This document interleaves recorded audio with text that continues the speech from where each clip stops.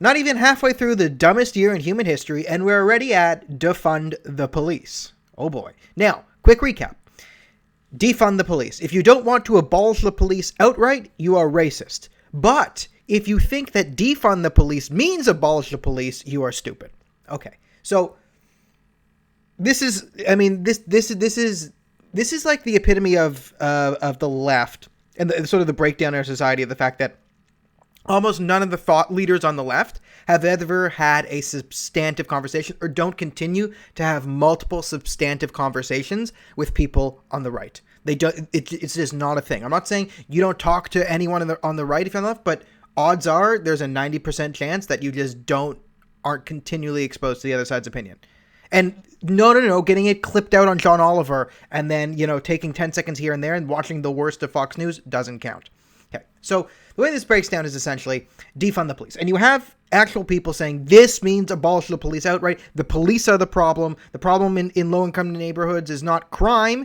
It is the police being there. Okay, let's not get into the statistics there right now, but that is what a lot of people are saying, right? There's a Manitoba Socialist Action Network, whatever they're called, outright abolish the police. There are a good amount of people saying outright abolish the police, and that's the fringe radical. Now you have the sort of the left that has been held hostage by this, the ones voting on city councils who are sort of scrambling on the fly trying to rationalize this. And I've seen a bunch of different left-wing friends and people and even thought leaders. I mean, this is the John Oliver video, is they've all done, no, what defund the police really means is someone halfway intelligent goes, well, what it actually means is it's this, and it's community-based this, and they're all a bit different. Essentially what it means is reallocate source funds from the police and put it into other areas.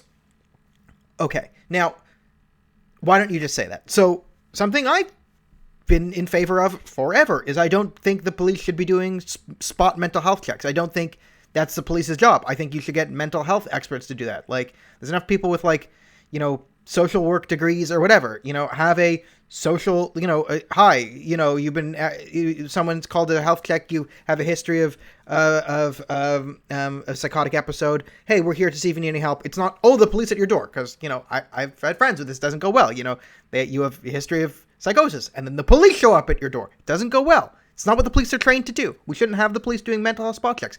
Everyone can agree on that, or 75% of people can agree on that. We can get to that. So if you want that, say that. Because when I say defund the CBC, I actually mean take funds away from the CBC, take it away from their news outlet, because I don't think the government should be doing news. Now, the defund the police segment is actually much more nefarious than this, because what it actually gets to, and what people tend to get down to is, well, we need a more, holistic, community-based approach, right? We're not deleting it, we're just, tearing it down and then restructuring and building something out of it, because we're remaking the police in our image. Okay. What you are talking about is you are disbanding the active police unit, which has a neutral, pre-set upon mandate to help the citizenry, and you're tearing it down to make it better, but then rebuilding it in your ideological image. So we'll have a community police, social justice-based approach. Okay, this is the same logic that created the Gestapo and the NKVD and every other fascistic, communistic police unit ever. Right? We have a better ideology, and the problem is, in order to implement this ideology, we can't have the current police system, so we need to tear down that system and rebuild it with people armed in the streets who have the guns, who share our ideological images. So now, we're not having standard police checks, it's going to be an ideological police force. Oh boy, how could an ideological police force ever go wrong? It's not like I can think of 10,000 examples of it always going wrong, and not a single one where it doesn't. No, it's exactly like that. Okay. And this is the other disconnect. This sloganeering, it's designed to fail because the left doesn't want to succeed on this issue. The left and the political establishment, which is a bit more cynical, but they don't want to fix the issue they're talking about at all because they want to just scream about it. They want to scream about it. That is why. Because how many solutions have I put out here in the last 2 weeks or whatever? And how many solutions have I seen from my libertarian friends? All my conservative friends and libertarian friends who are just posting, how about this, and how about this, and how about this, right? End qualified immunity, right? Make police officers have civil liability. Add liability insurance mandatory to the police department to price bad police officers out of the system.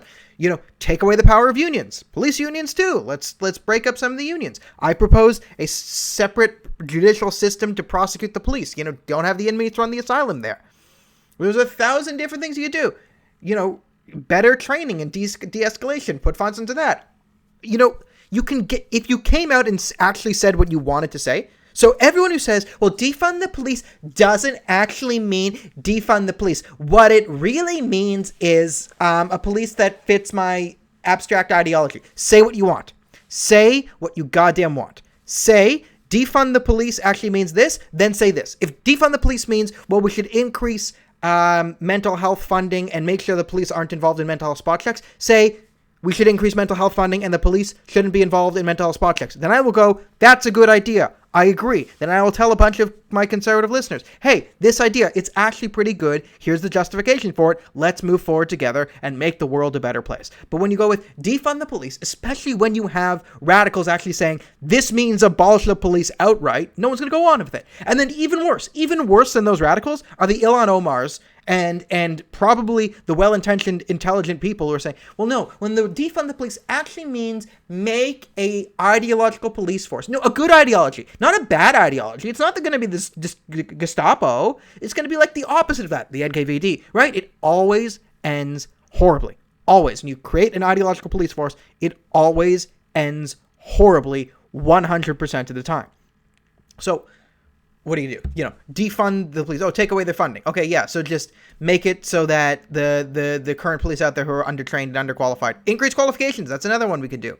Right? They're out there and they're pissed off. You know, if a police officer, let's just say, making $50,000 a year right now, then you say cut their funding. Now they're making $35,000 a year. Then they hear there's a gang war and some gang violence inside like a bad neighborhood. And okay, let's say one armed black guy is going to kill an innocent black guy. Do you think the police officer is going to step in there and try and save that innocent person's life? Or I might get hurt if I kill the armed assailant.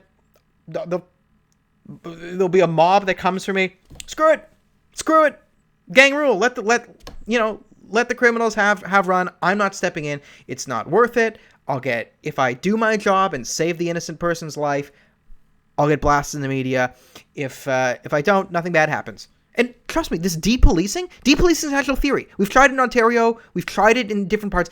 Depolicing, look at Toronto's crime rate. Look at our gun shootings. Look at violent crime going up and up and up as we implemented depolicing. Look at depolicing. We need less policing. We need the police are the problem. Look at what happens when you take away the police. When you say police don't do your job, when policing is racist, right? When you stop someone from killing someone, that's the racist thing. See what happens.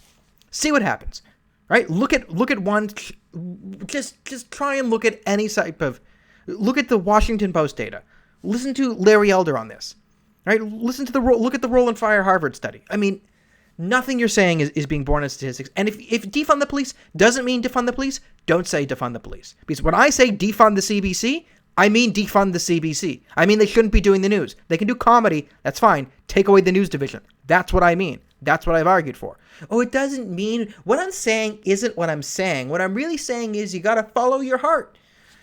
Whoop-de-doo. Welcome to 2020 where everyone is stupid.